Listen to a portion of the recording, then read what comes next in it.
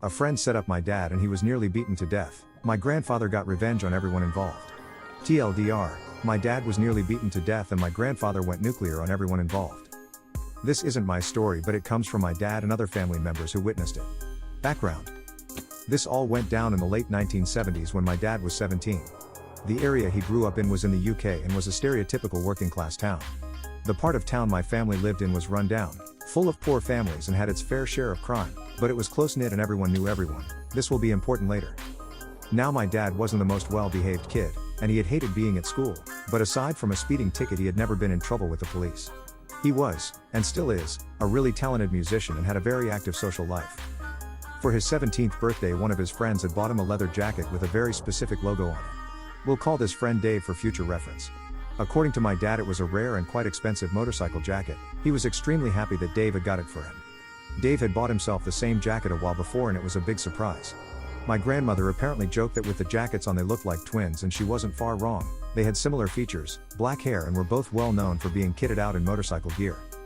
A few days after my dad's birthday, he was leaving work as a bartender in the town center at around 10 p.m. As he was getting close to where his bike was parked, a gang of 5 men approached him from behind. The last thing my dad remembers was being smacked over the head and passing out as he hit the floor. These men beat up my dad with bike chains and a crowbar, literally to within an inch of his life.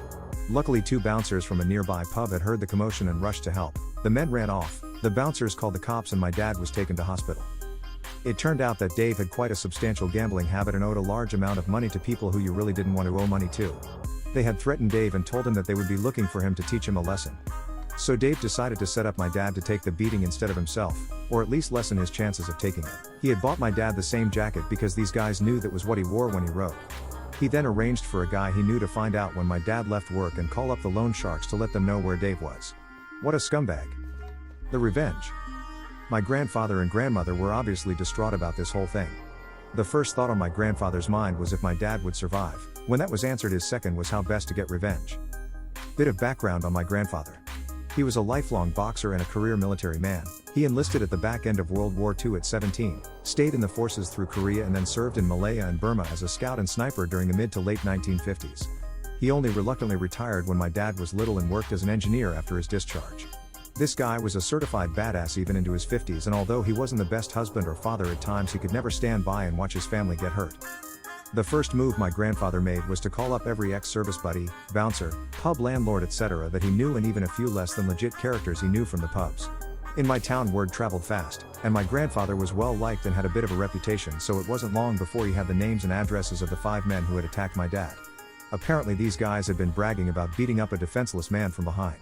These guys were career criminals with violent reputations, but my grandfather really didn't give a shit who or what they were. My grandfather then called up a few of the most dangerous, hardened guys he knew from the service. He explained to them what had happened and they were all happy to help. One night, the group kicked in the doors of each thug and beat them to a pulp, all 5 of them. They knew that if they hit one, the others would hear about it and run, so they hit all 5 of them in one night. My grandfather knew that no one would call the police in the area they lived in. Talking to the cops was a big no-no in that area back then, so there was little chance of being caught. All 5 guys ended up bloodied with broken bones, shattered teeth, and the requirement to be fed from a tube by the end of the night. One of them had to be put into a medically induced coma. Of course, the police interviewed all of them in hospital when they sufficiently recovered, but none of them talked, both out of fear of my grandfather and fear they would be labeled as rats, and nothing came of it. But my grandfather wasn't done there. My grandfather used his connections in the clubs and bars to start spreading rumors about why they had been beaten up. Soon it had gotten round that these 5 guys had fucked up, and had beaten up the wrong person. Not only that, but they had bragged about it and lied to whoever they worked for about it. Not only were they physically broken, but my grandfather ruined their credibility so that when they got out no one, criminal or otherwise, wanted to be associated with them. Once this was all done, my grandfather turned his attention to Dave. He had specifically left Dave for last, knowing that he would shit himself knowing that my grandfather knew what he had done. My grandfather, however, was much more subtle in dealing with Dave, as he thought that a simple beating would be too good for him. He waited and asked around, and it turned out that Dave was not only a compulsive gambler but also had recently turned into a heavy drug addict as well. My grandfather found out who he was buying his drugs from, when he would usually buy and where. He had a buddy of his follow Dave when he went to buy his stuff, follow him to where he was living and let my grandfather know. My grandfather then called in an anonymous tip that there was a huge drug deal going on at the address and he thought he heard gunshots. He got 2 of his buddies to do the same. The police investigated, searched the house and caught Dave red-handed with boatloads of drugs in his home as well as counterfeit bills and a ton of other illegal stuff. Dave was charged, denied bail and ended up pleading guilty to all the charges laid against him. My dad could never remember his exact sentence, but it was definitely heavy, at least 15 years. To add to that, Dave owed a lot of money to a lot of people, and let's just say his time in prison was made much worse by this fact. My dad never spoke to him again, his parents disowned him, his girlfriend dumped him, he struggled to get a job with his record, and when he got out he had to move miles away as no one he knew wanted anything to do with him. My dad eventually recovered from his injuries, although you can still see various scars on his body from the beating he took. My grandfather never told anyone what he had done until my dad asked him about it when he got really ill in the early 1990s. Dave's life was ruined, and out of the 5 who attacked my dad, 3 ended up in prison later in life and 2 ended up dead due to crime.